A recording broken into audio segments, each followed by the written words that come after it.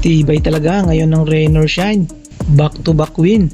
6-0 na sa standings. Kontra ngayon sa Converge Fiberxers. Kahit pa nakabalik na itong si Juan Gomez de Leaño at nakapag-debut game naman itong si Calvin Abueva sa Converge.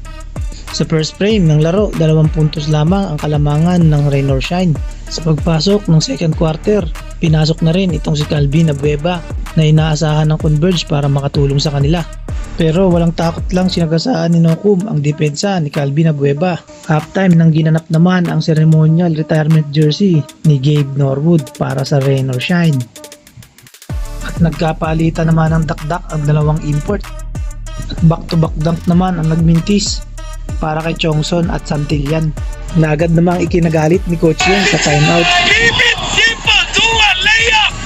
Kaya pagpasok ng third quarter ay kontrolado pa rin ng Rain or Shine ang kalamangan. Habang ang Converge ay manaka-naka at hirap pa rin pumuntos.